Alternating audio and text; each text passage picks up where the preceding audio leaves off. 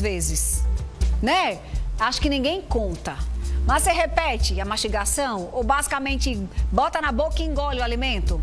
Você sabia que a mastigação é essencial no processo de digestão? Talvez você esteja aí meio empachado, meio empachada, porque você não está mastigando. Talvez você esteja comendo mais porque você não está mastigando. Come e continua com fome? Vamos rever aí como é que você tem mastigado os alimentos. Também tem outro fator, né, que pode interferir na boa mastigação, que é a ausência do dente, né, dos dentes. Mas calma, a gente preparou uma reportagem que explica bem direitinho como deve ser feito esse processo inteiro. A mastigação é uma prática bem automática, que muitas vezes não recebe a menor atenção na correria do dia a dia. Acontece que a forma de mastigar os alimentos faz total diferença na absorção de nutrientes e interfere no processo de digestão. A mastigação é a primeira etapa, né, do processo digestivo. A gente já tem algumas enzimas que estão juntas, que enzimas são nada mais são do que proteínas que irão realizar a quebra de nutrientes, como por exemplo o próprio carboidrato, como algumas gorduras também. Então a gente facilitar esse contato, a gente realizar essa mastigação correta, faz com que a gente já realize uma primeira etapa dessa digestão. A gente já quebra esses alimentos em partículas menores, para que assim ao chegar ao estômago, esse processo continue e a absorção seja correta. Por conta disso, mastigar os alimentos de forma rápida e inadequada pode trazer alguns malefícios à saúde. Desde alterações na carga dentária, certo? Até mesmo alterações nutricionais, né?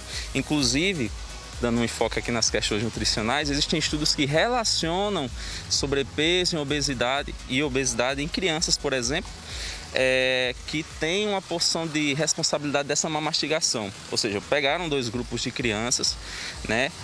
Algumas com sobrepeso e obesidade e outras dentro do peso adequado, esperado, e observou-se que não só o ato de mastigação inadequado gerou esse processo, como alterou até algumas funções musculares, certo? Que perdurarão provavelmente pelos anos futuros. Então, alterações na absorção de proteínas, na absorção de vitaminas, de minerais, na absorção de gorduras, porque é muito importante a fase inicial da quebra das gorduras, porque a gordura ela não se mistura com água.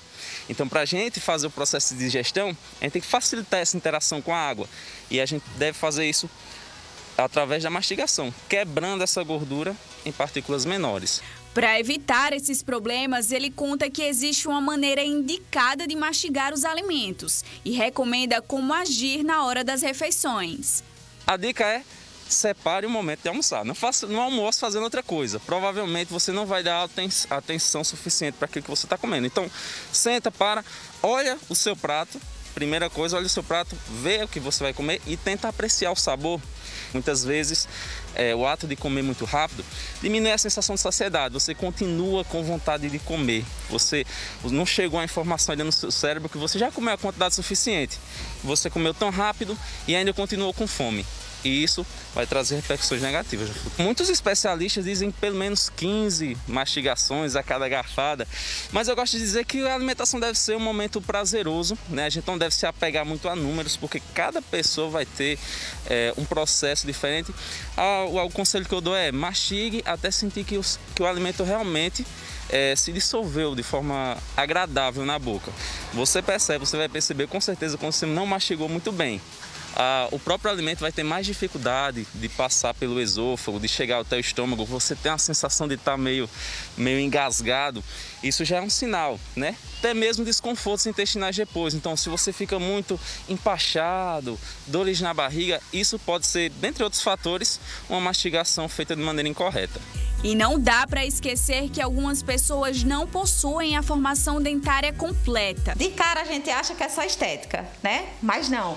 Se você não tem todos os elementos dentários ou ausência de alguns, você tem uma mastigação deficiente. Consequentemente, se você tem uma mastigação deficiente, você não tritura bem os alimentos, então você não absorve bem os nutrientes, você tem uma má digestão e você também tem uma dificuldade de pronunciar palavras também, quando você tem a ausência dos dentes. No nosso caso, acarreta dor na TM, dor de cabeça, dor de ouvido. E por isso que os elementos dentários eles têm funções. Por exemplo, os dentes anteriores eles têm a função de cortar. O canino tem função de rasgar os alimentos. Os pré-molares e molares têm função de triturar os alimentos. Então, assim, esse conjunto é o que faz tudo funcionar de forma benéfica para todo o organismo funcionar bem. Mas calma, porque essa especialista explica que tem solução. Você tem recursos como a prótese móvel, né? A prótese fixa e os implantes. Mas para cada paciente vai ter a sua indicação, né? A gente pode dizer que todos vão poder fazer implantes, nem todos. Né? Porque o paciente, para ele ser submetido a um implante, ele precisa de toda uma avaliação óssea, saúde geral, tem isso. Às vezes você fala, eu não tenho dinheiro para fazer um implante. Não é só dinheiro. Ele precisa estar pronto para receber aquele implante. De um modo geral, a saúde geral, principalmente o diabético, cardiopata, né? Então, tem as próteses móveis, as próteses fixas, os implantes, entendeu? Então, isso tudo é um conjunto. Para cada paciente, a gente tem que estudar, para cada caso, o que vai ser melhor para ele.